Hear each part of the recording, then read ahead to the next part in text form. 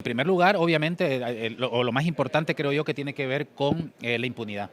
Porque la impunidad genera la repetición crónica de los delitos y cuando no se investigan los delitos y no se sanciona, entonces se envía un doble mensaje.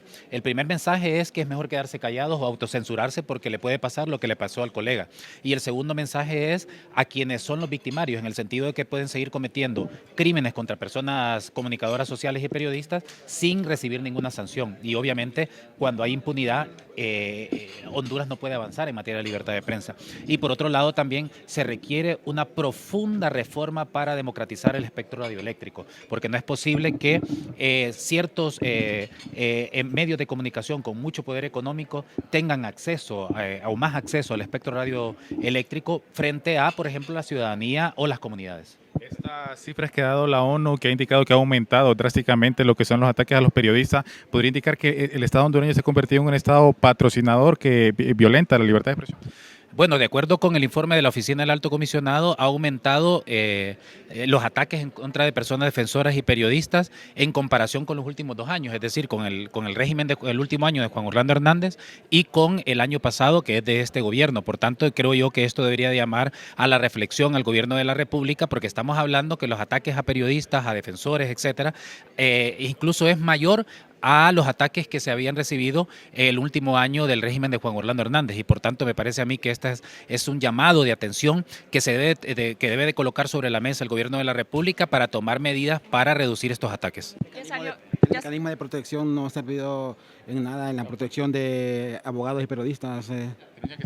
Sí, el mecanismo de protección, desafortunadamente, yo creo que se requiere una profunda reforma. En primer lugar, creo que la ley tal como está evita de que pueda haber mayor individualización de los casos. ¿Por qué? Porque se ha hecho una mezcolanza y estamos mezclados personas defensoras, periodistas, funcionarios públicos, etcétera. Y creo que deberían de haber mecanismos diferenciados para cada uno de los sectores que están en mayor riesgo en el país, en primer lugar.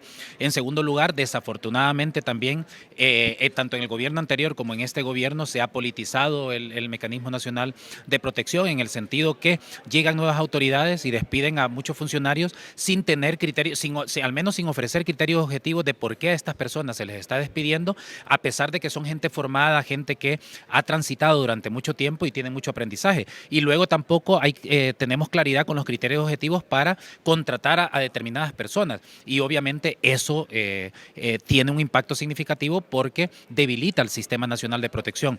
Y por otro lado, también creo yo que hay que entender que la mejor manera de medir la voluntad política de un gobierno es viendo el presupuesto. Por tanto, cuando uno ve el presupuesto del Mecanismo Nacional de Protección, cuando ve que es insuficiente para poder abordar todos los ataques que están sufriendo las personas defensoras, entonces uno entiende de que no hay suficientemente voluntad política, porque en el presupuesto es donde se refleja esa voluntad. Salió este informe de Reporteros Sin Fronteras de Honduras, pues como siempre ven picada, de 180 países estamos posicionados en 148. Sí, de hecho, en la última década Honduras no ha salido de la zona roja de riesgo para personas defensoras para personas, perdón, vinculadas con los medios de comunicación, y eso nuevamente, ¿verdad? Debe haber una reflexión en este sentido, particularmente porque recordemos que una persona que toma un micrófono, que toma una pluma, que toma una fotografía y alumbra a través de su análisis o a través de dar a conocer sobre una situación que tiene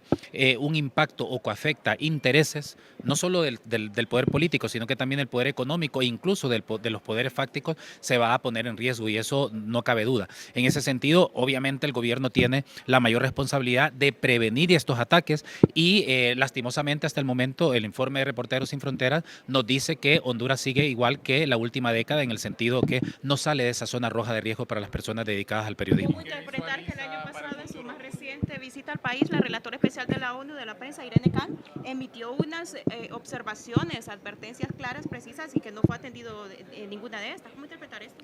Bueno, en primer lugar, creo yo que es positivo, a diferencia de otros gobiernos, de que hay una política de puerta abierta a todos los mecanismos internacionales de derechos humanos. El ejemplo es la visita de la relatora de libertad de expresión. Ahora, es importante recordar que si bien se abre la puerta para que vengan estos mecanismos, para que se reúnan con todos los sectores, pero luego la relatora presenta un informe con recomendaciones, y el punto es que esas recomendaciones, aunque no son obligatorias, pero si hay voluntad política, el gobierno de la República tiene que implementarlas. La pregunta es cuántas de esas recomendaciones están implementando en el país para salir de esa zona de riesgo que nos plantea el informe de Reporteros Sin Fronteras.